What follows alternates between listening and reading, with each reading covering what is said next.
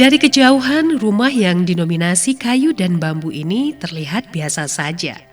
Tak ada aktivitas yang terlihat dari luar. Apalagi, bangunan ini terletak di dalam komplek SMKN 1 Ampe-Angke Canduang Agam. Semakin menyamarkan keberadaannya. Namun ketika kaki melangkah ke dalam rimbun pepohonan dan lembutnya semilir angin yang berembus di sela fasad rumah membuat suasana sangat teduh dan damai. Sebuah papan nama menempel di dinding rumah bertuliskan Songket Benhart sebagai penanda jika ini bukan rumah biasa.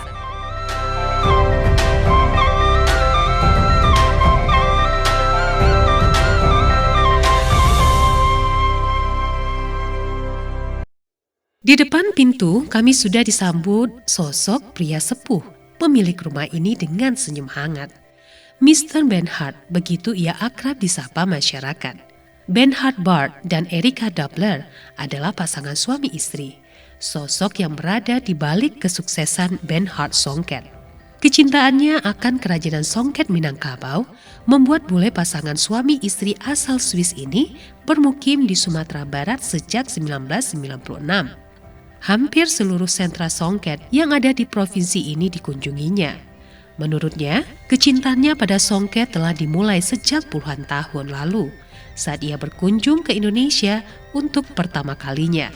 Pada 1996, Benhart pun memutuskan untuk meninggalkan pekerjaannya sebagai arsitek di Swiss dan mulai meneliti songket langsung di Sumatera Barat. Saya dari arsitektur, sisi teknik.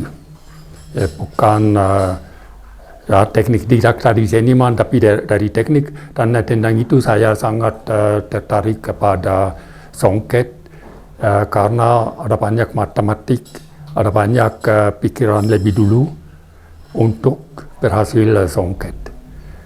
Itu berbeda dengan batik.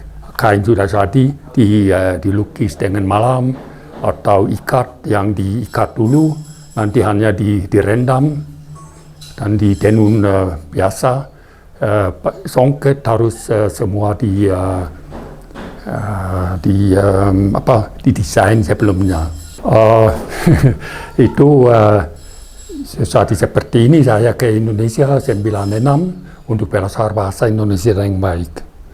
Dan seorang teman di Swiss bilang, paling baik ke Sumatera Barat karena Minang dan bahasa Indonesia dekat Melayu. Dan saya ke sini, dan karena saya juga suka kerja dengan tangan, saya keliling dan mampir tempat-tempat kerajinan tangan. Dan saya lihat pada waktu itu, 25 tahun yang lalu, saya bilang ketidakadaan seni tenun seperti 100 tahun yang lalu. Dan saya pikir dengan cara apa bisa dihidupkan lagi motif yang rumit, complicated, dan saya menemukan sistem di Laos itu dari bangsa suku Taidam kalau tidak salah. Mereka punya sistem kami sekarang pakai untuk menyimpan motif. Dan itu awal ya. Dan juga benang makau harus dicari yang tipis untuk membuat replika dari kain kuno lagi. Itu ide pertama. Ini replika yang persis, ini juga lain, ini juga, tapi ini dengan motif paisley, ini dengan sedikit sulit untuk menemukan, itu motif dari Palembang, tapi tidak ada tompal, tapi ada zigzag, dan motif masuk seperti ini. Ini juga dicipta ini motif dari patung Bhairava yang 4 meter tinggi dan di halaman Padang Museum atau yang orisinal di Museum Nasional di Jakarta. Tak hanya sekedar membuat songket, namun Benhart meneliti lebih lanjut motif demi motif yang ada. Dan saat ini, Ia pun sudah berhasil membuat alat tenun yang mampu mempercepat proses penyelesaian kain songket. Dari yang sebelumnya 3 hingga 4 bulan menjadi 1 hingga 2 bulan saja tanpa menurunkan kualitasnya. Songket buatan Benhart berkualitas tinggi dan sangat halus. Ia akui berharga lebih dari 10 juta per helainya. Bahkan biasanya dijual belikan dengan kurs dolar Amerika. Jenis ini sangat diminati masyarakat, terutama masyarakat Minang yang berada di rantau ataupun masyarakat internasional. Hal ini dikarenakan Benhart menggunakan bahan-bahan berkualitas premium. Dan inilah yang menjadi keistimewaan songket karya Benhart. Inspirasi, ya ini dari patung, ini dari motif paisley, motif koba itu berasal dari Persia. Tapi nanti mendapat nama paisley karena seorang di Inggris, di kota Paisley membuat itu nanti mendunia dengan nama itu. Yang menjadi ciri khas dari tenunan atau songket Pak Benhart apa? Apa? Yang menjadi ciri khas atau di signature dari Benhart tenun yang Itu setekat mungkin yang asli dan dengan teknik yang halus, tidak ada benang makau yang panjang di belakang. Setiap motif ditenun sendiri, dan dengan bahan yang paling bagus, sutra ulat, bukan saya bilang sampah sutra yang mungkin 5 cm nanti dipiling banyak bulu. Satu serat filamen dari ulat bisa sampai 1.000 meter. Berarti ini menggunakan benang sutra? Benang sutra, ya. Benang sutra asli? Ya. Ini kalau bahan baku dari mana, Pak? Paling bagus. Saya tidak tahu, kami impor itu dari Cina lewat Pekalongan. Saya pikir Cina tidak ekspor yang kualitas pertama. Berarti ini semua barang-barang bahan bakunya dari impor? Ya, sama dengan benang makau. Kami baru pulang dari India membeli lagi di sana. Saya sudah memulai dengan penenun yang di Sumatera Barat, walaupun dari Garut. Tahun 2000 juga dengan seorang di Tanjung Songayang, tapi karena ada beberapa penenun di luar Padang, saya berpusat di Tunggul Hitam waktu itu, sangat susah untuk mengontrol, untuk melatih mereka dengan sistem baru. Saya membangun nanti rumah di sini.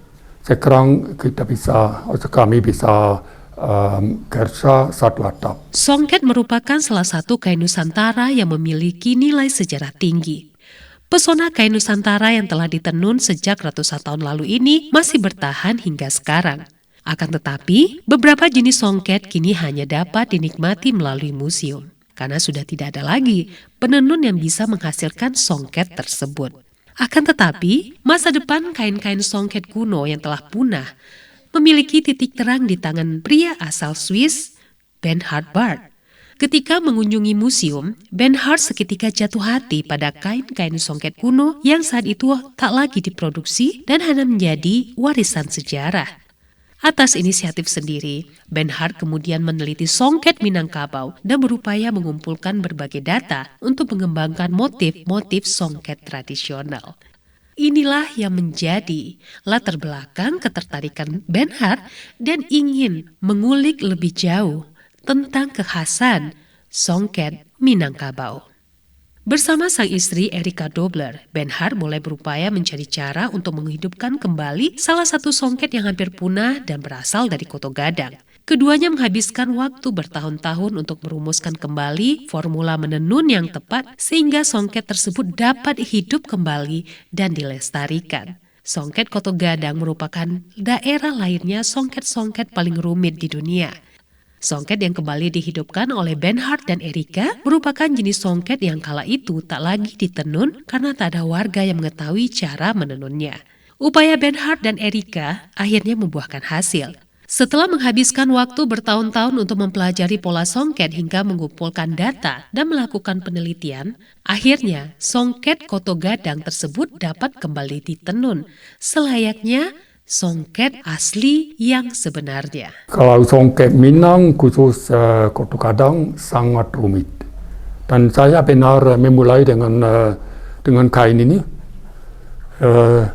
Punya foto hanya 15 kali 10 cm, harus lihat dengan luv.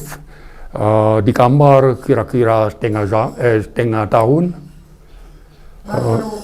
Ya. Dan ada banyak baris motif yang berbeda, ada lebih daripada 500. Saya harus tunggu sampai si penenun siap untuk kerja dengan dua sistem. Ya.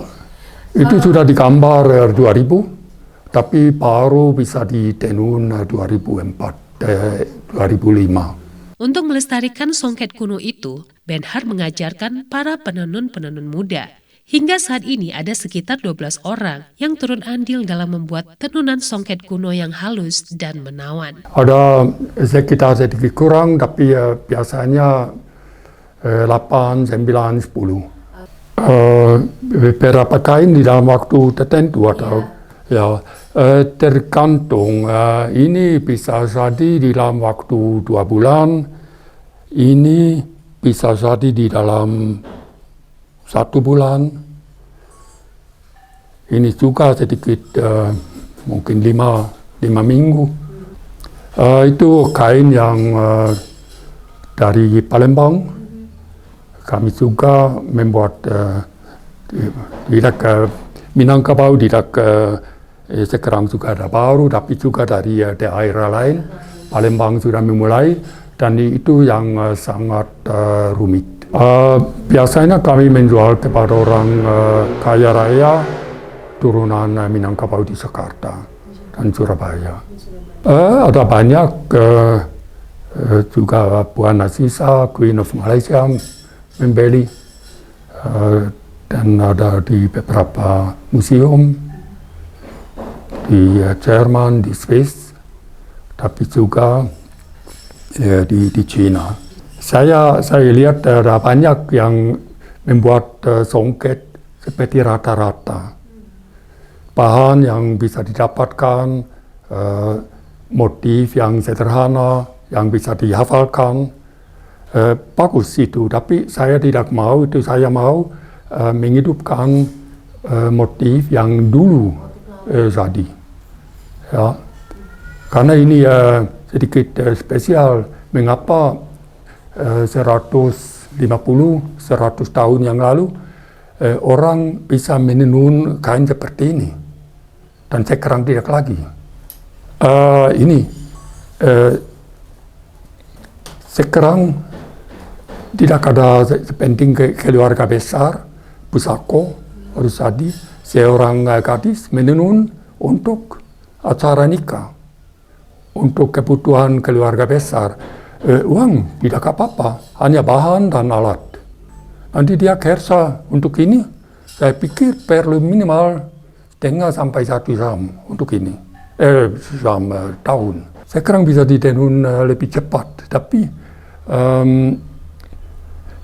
itu yang susah. Harus mencari solusi untuk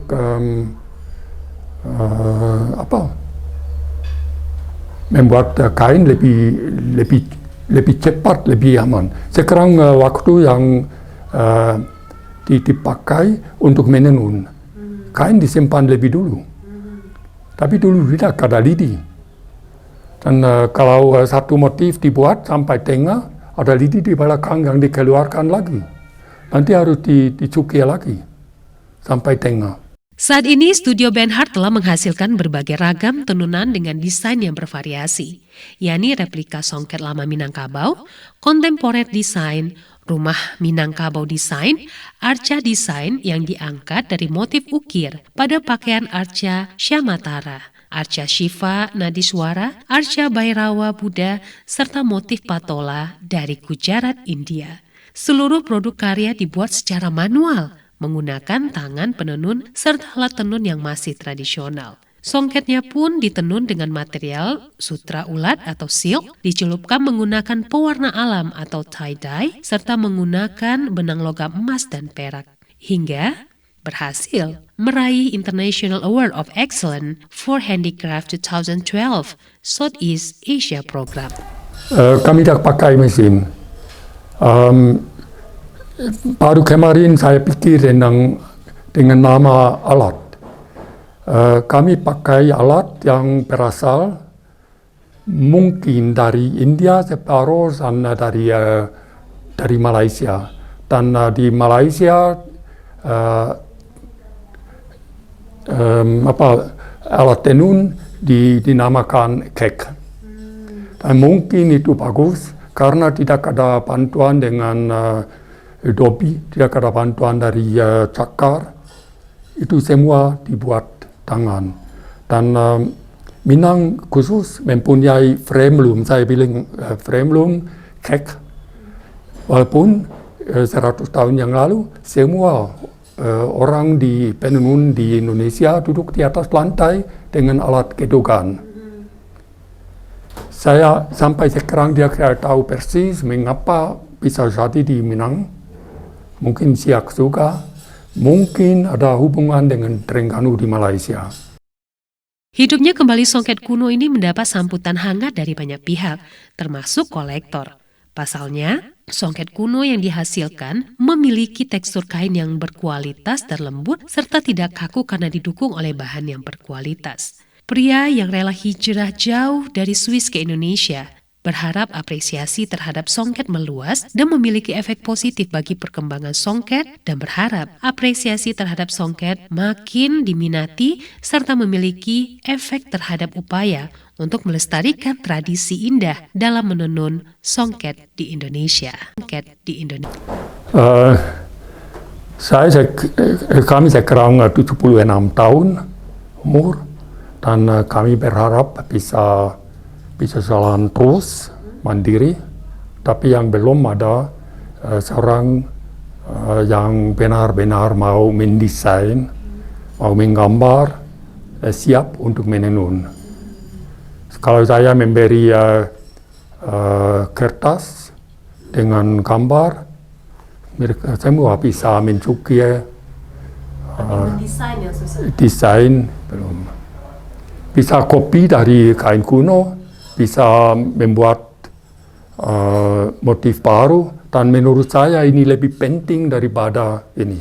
Tapi yang kita harus memperhatikan atau menjaga itu teknik.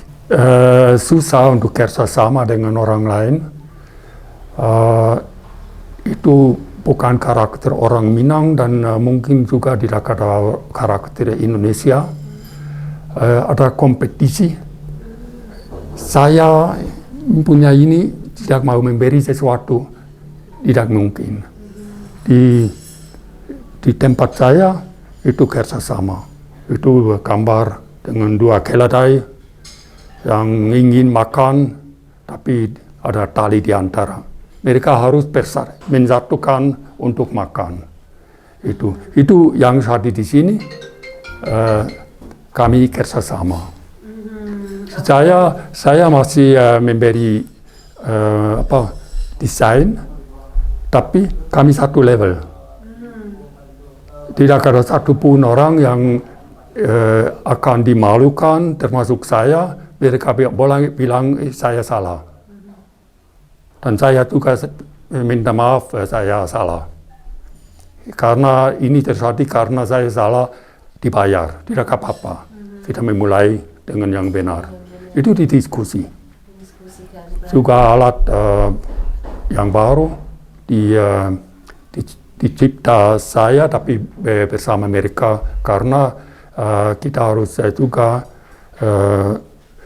menjaga mereka kesehatan untuk mengangkat ini dan masuk ini di dalam kain yang sarung susah, punggung.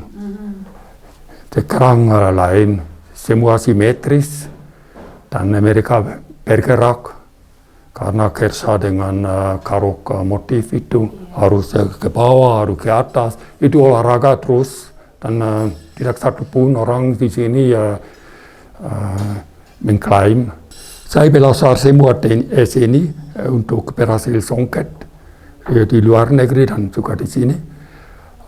Dan memberitahu kepada orang lain. Awalnya susah, karena saya seorang penenun dan sudah 50 tahun. Mata saya sudah kurang, dan saya harus bilang saya sampai sekarang tidak menenun 5 cm polos. Tapi bisa mengajar mereka, dan sekarang itu jalan sendiri. Setiap orang tahu juga dengan menghani, mencelup, mensambung benang, itu. Kain dibuat dengan cara dengan lidi dulu, tapi saya masih ada di Pandesike seorang yang pakai lidi. Ada juga dengan injek-injek, ada dengan satu baris saya rasut di Alaban, saya lihat mungkin di Lintau juga sekarang. Tapi mereka hanya membuat motif yang bisa dihafalkan dan selalu sama, dan khusus yang pakai rasut yang maksimal mungkin 15 baris. Di luar negeri, Kambodia 35, berarti pinggir bisa lebih rumit. Karena saya meneliti tentang teknik, kami pakai mungkin 7 teknik yang berbeda, bukan satu saja dengan batang-batang seperti Malaysia atau Selongkang sekarang.